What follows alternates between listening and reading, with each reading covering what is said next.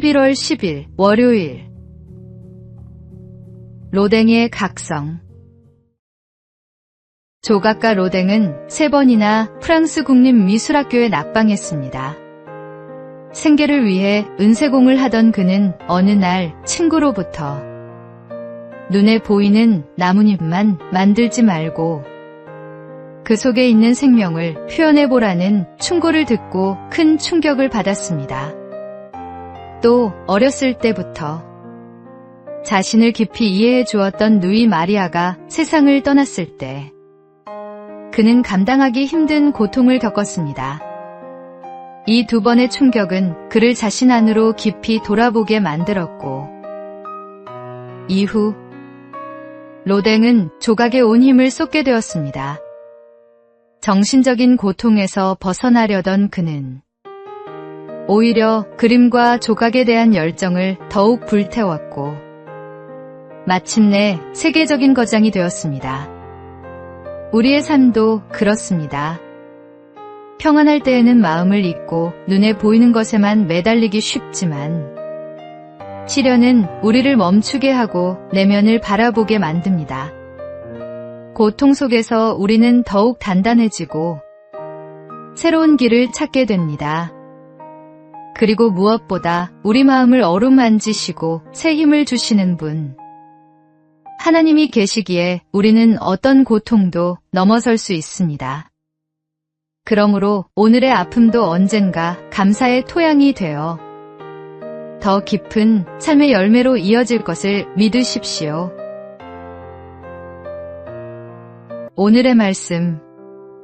우리가 환난 중에도 즐거워하나니 이는 환난은 인내를, 인내는 연단을, 연단은 소망을 이루는 줄 알미로다. 오늘의 만나. 고난은 때로 우리 내면의 진정한 가치를 발견하게 하는 하나님의 도구입니다.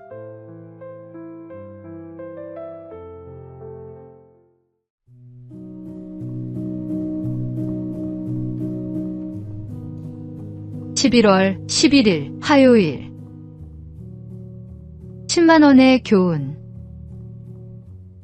한 사람이 특이한 실험을 했습니다. 어떤 마을의 일정한 구역의 집집마다 매일 10만원씩을 나누어 주었습니다. 첫째 날은 사람들은 의아해하면서도 기쁨으로 돈을 받았습니다. 셋째, 넷째 날이 되자 이 소식이 마을의 화제가 되었고 사람들은 서로 흥분된 목소리로 이야기를 나누었습니다.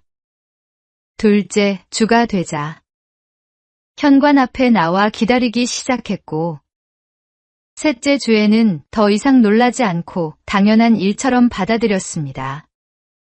넷째 주가 되자 그것은 일상의 일부가 되어버렸습니다. 그런데 실험 기간이 끝난 날 그 사람이 돈을 주지 않고 그냥 지나가자 사람들은 성난 얼굴로 외쳤습니다. 왜 오늘은 돈을 안 주는 겁니까? 감사에 익숙해진 사람들이 결국 감사를 잊은 것입니다. 사실 우리의 삶에도 비슷한 모습이 있습니다. 매일 아침 눈을 뜨고 숨을 쉬는 일상, 가족과 친구의 사랑, 일용할 양식과 건강. 이 모든 것이 다 하나님의 은혜의 선물입니다. 그러나 반복되다 보면 우리는 쉽게 당연하게 여기고 감사하는 마음을 잃어버리곤 합니다. 오늘 하루 내게 주어진 은혜와 복이 결코 당연하지 않음을 기억해 보십시오. 끊임없이 부어주시는 사랑 앞에 다시 감사하는 마음으로 서는 것이 우리의 영혼을 새롭게 하고 삶을 더욱 풍성하게 합니다. 오늘의 말씀. 내 영혼아 여호와를 성축하며 그의 모든 은택을 잊지 말지어다. 오늘의 만나. 날마다 주시는 하나님의 은혜를 당연하게 여기지 말고 새롭게 감사하는 마음을 회복합시다.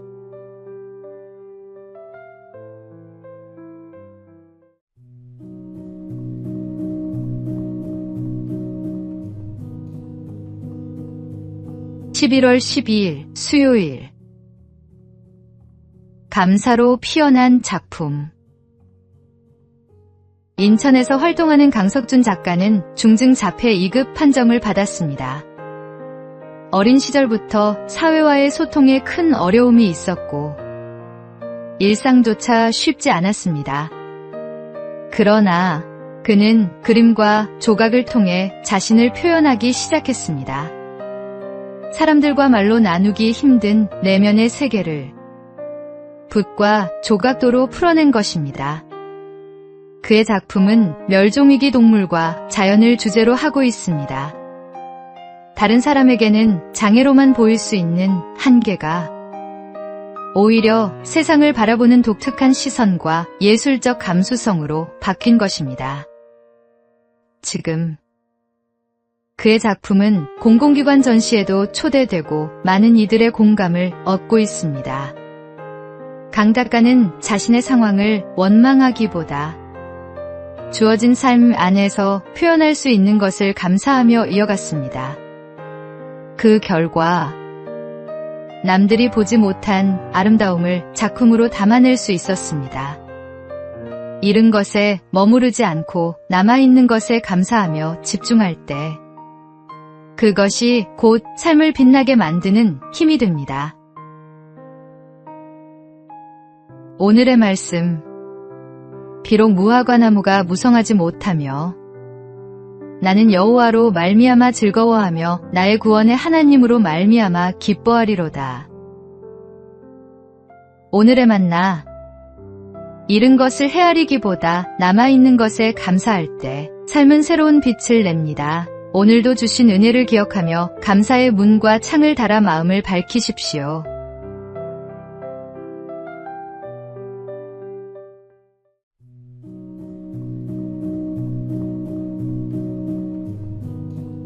(11월 13일) 목요일. 마지막 순간의 고백. 코미디계의 대부라 불리던 전유성 씨는 평생 이성적 사고가 강해 신앙을 쉽게 받아들이지 못했습니다. 그러나 30여 년 넘게 그를 위해 눈물로 기도한 후배들과 가족들의 헌신은 끝내 결실을 맺었습니다. 건강이 악화되던 지난 여름, 청도에서 인연을 맺었던 김성황 목사가 병원을 찾아 기도할 때 전 씨는 마침내 아멘으로 응답하며 하나님을 영접했습니다. 이후 병실에는 매일 성경과 찬송이 흘러나왔고 그는 자신을 돌보러 온 후배와 함께한 작가들을 위해 그리고 무엇보다 딸을 위해 기도했습니다. 하나님, 우리 딸 잘 부탁드립니다. 라는 마지막 기도와 함께 하나님을 믿으라는 믿음의 유언을 남겼습니다. 놀랍게도 그의 딸 제비 씨는 아버지의 고백 이후 신앙생활을 시작하겠다고 다짐했습니다. 장례 또한 기독교 예식으로 드려졌으며 많은 동료와 후배들이 함께하며 그의 새로운 시작을 축복했습니다. 포기하지 않고 드린 오랜 기도는 마침내 기적의 열매가 되었고 하나님의 은혜는 마지막 순간까지 그를 붙드셨습니다. 인생의 끝자락에서 드린 이 고백은 모든 이에게 구원의 은혜는 결코 늦지 않다는 사실을 증거합니다. 오늘의 말씀. 누구든지 주의 이름을 부르는 자는 구원을 받으리라. 오늘의 만나. 포기하지 않는 기도가 영혼을 살립니다. 사랑하는 이를 위해 끝까지 기도하는 믿음을 가지십시오.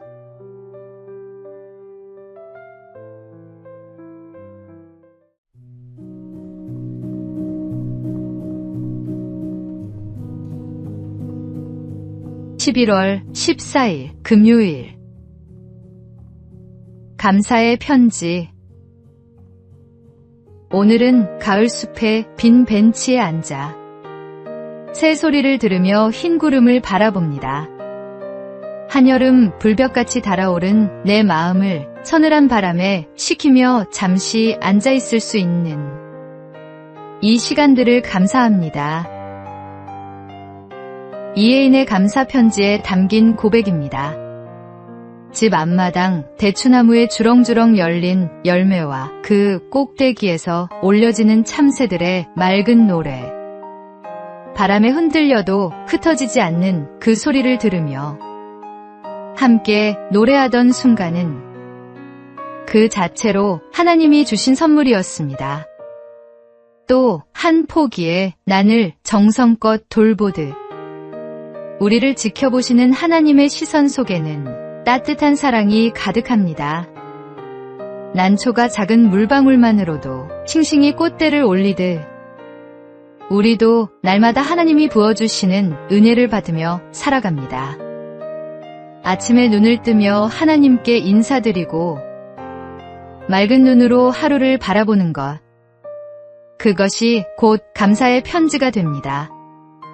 오늘도 주신 것들을 하나씩 떠올리며 감사할 때 우리의 하루는 더 깊고 풍성해질 것입니다. 오늘의 말씀, 범사에 우리 주 예수 그리스도의 이름으로 항상 아버지 하나님께 감사하며. 오늘의 만나, 감사는 특별한 일이 있을 때만 드리는 고백이 아닙니다. 평범한 하루 속 작은 순간들을 붙잡아 하나님께 감사해 보십시오.